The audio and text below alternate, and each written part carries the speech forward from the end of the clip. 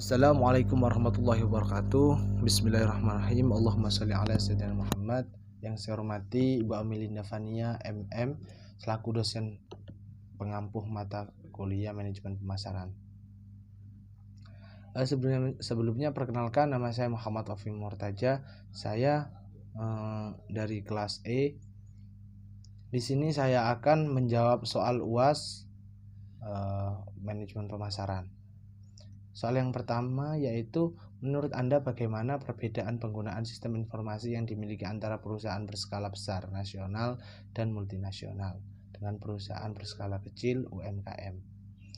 Jadi menurut literatur yang saya baca itu banyak sekali perbedaan antara perusahaan berskala nasional. Itu sistem informasinya itu lebih terbuka. Perusahaan yang sangat besar yang telah tersebar ke berbagai negara serta memiliki cabang-cabang yang terbesar di berbagai negara, yang dimana setiap cabang itu mempunyai kebijakan, sasaran, dan prosedurnya itu masing-masing menyesuaikan dengan negaranya, serta juga mempunyai perusahaan induk yang menetapkan standarisasi. Biasanya perusahaan ini memiliki dana yang sangat besar yang dimana dapat mempengaruhi politik global, sehingga memiliki pengaruh ekonomi yang sangat besar bagi para politisi, sehingga berguna untuk relasi masyarakat sebagai konsumen mereka dan juga dalam melobi politik. Misal contoh nih, perusahaan Apple. Kita semua pasti mengenal perusahaan ini ya. Perusahaan ini adalah perusahaan berasal dari California. Dan strategi yang digunakan itu untuk masuk pasar global pun harus melalui beberapa pertimbangan dan analisa seperti pasar itu selera konsumen, tanggapan konsumen, gimana mata uang asing, daya tarik dari mata uang asing ini juga bisa mempengaruhi keputusan pembelian.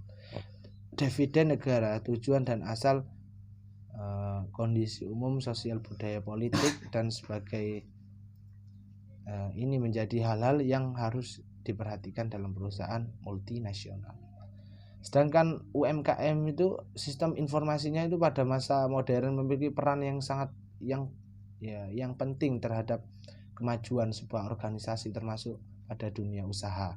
Tidak hanya diberlakukan untuk perusahaan-perusahaan besar, namun sistem informasi akuntansi ini juga dapat diberlakukan untuk usaha kecil, menengah, UKM misal, UMKM atau usaha mikro kecil dan menengah. Lebih sering menitik beratkan pada cangkupan usaha mikro dari segi undang-undang saja biasanya UMKM diatur. Sementara itu Undang-Undang Nomor 20 Tahun 2008 tentang UMKM mengelompokkan jenis UMKM berdasarkan kriteria aset, omset, usaha menengah. Jadi kalau multinasional itu lebih dari itu, maka baik dari MUKM atau nasional ini sama-sama membutuhkan sistem informasi untuk menganalisis sebuah kebijakan. Soal yang kedua yaitu, bagaimana cara Anda mengidentifikasi pesaing usaha Anda berdasarkan lingkungan pemasaran dan persaingan pasar pada pasar online, marketplace, dan pasar offline, pasar konvensional, ruko, toko itu.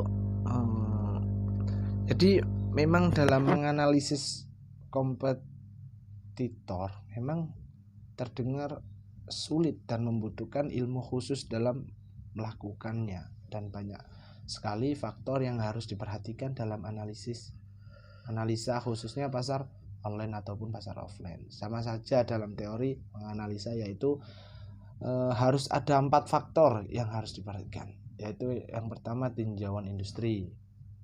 Anda akan menggambarkan kondisi industri Anda saat ini dan kemana arahnya kalau memang sasaran kita lebih mudah dengan menggunakan marketplace yang kita gunakan media itu. Yang kedua, target pasar. Siapa pelanggan Anda yang sebenarnya? Anda akan merinci beberapa banyak dari mereka di sana, apa kebutuhan mereka, dan menggambarkan demografi mereka dalam targeting juga gitu. Kita sesuai dengan produk kita. Misal sasaran kita adalah mahasiswa, maka rata-rata pemuda menggunakan marketplace untuk berbelanja, maka kita pasarkan di marketplace. Misalnya kita tuju adalah emak-emak, ibu-ibu. Nah, kalau setengah tua dan kain-kain misalkan yang kita jual, maka offline ini lebih maksimal dibanding kita menganalisa dengan marketplace kayak gitu. Yang ketiga itu persaingan. Jelaskan positioning, kekuatan dan kelemahan saingan. Jadi positioning adalah tindakan merancang penawaran dan citra perusahaan sehingga menempati suatu posisi kompetitif yang berarti dan berbeda dalam benak pelanggan sasarannya. Dalam positioning yang harus diperhatikan adalah menyusun positioning berdasarkan capaian. Yang kedua berdasarkan atribut. Yang ketiga berdasarkan penggunaan. Yang keempat berdasarkan jenis produk dan lain-lain. Soal yang nomor 3, menurut Kotler dan Armstrong, segmentasi adalah membagi sebuah pasar menjadi kelompok-kelompok pembeli dengan keinginan, karakteristik atau perilaku yang berbeda. Sedangkan menurut Farrell dan Hartlin, segmentasi pasar adalah proses membagi keseluruhan pasar untuk produk tertentu atau kategori produk tertentu. Nah, ini pertanyaan, apakah membuat segmentasi pasar dalam rangkaian proses manajemen pemasaran itu sangat penting, dan sejauh manakah kepentingan dari pembentukan segmentasi dan target pasar? Itu menurut saya itu segmentasi pasar ya memang sangat penting, dikarenakan segmentasi pasar ini merupakan suatu proses yang bisa membuat usaha kita lebih dikenal. Jadi apabila kita sudah melakukan proses segmentasi pasar dan target pasar, maka bukan kita yang mencari pelanggan, melainkan pelanggan yang akan mencari kita gitu. Akhir studi kasus. Bayu Prakoso adalah salah satu mahasiswa tingkat akhir yang kesibukannya selain mengerjakan skripsi dan revisi juga memiliki kedai makanan di rumahnya. Kedai didirikan oleh ayahnya dibangun sekitar 1 bulan yang lalu. Bayu merasa dia mampu untuk memasarkan dan membuat penjualan di kedai makanan itu meningkat. Namun Bayu Prakoso masih bingung langkah awal yang harus dilakukan memasarkan produknya. Nah, ini pertanyaannya, langkah pertama apa yang Anda lakukan dalam memasarkan produk kedai Bayu ini? Bagaimana cara menentukan segmen dari target pasar agar konsumen yang kedai Bayu sesuai sasaran? Bagaimana saran untuk Bayu? Jadi yang pertama, langkah pertama apa yang Anda lakukan dalam memasarkan produk kedai Bayu ini? Jadi langkah pertama itu adalah branding ayam tersebut, karena menurut Kotler branding merupakan nama istilah tanda simbol rancangan atau kombinasi dari semuanya yang dimaksud untuk mengidentifikasi barang atau jasa atau kelompok penjual dengan untuk membedakannya dari barang atau jasa pesaing. Misal mereka produknya adalah ayam gede, ketika orang mendengar itu secara tidak langsung itu mindset dari konsumen, oh ayamnya pasti gede, dagingnya pasti banyak. Nah, hanya satu manfaat branding kemudian bisa dilakukan dengan promosi dan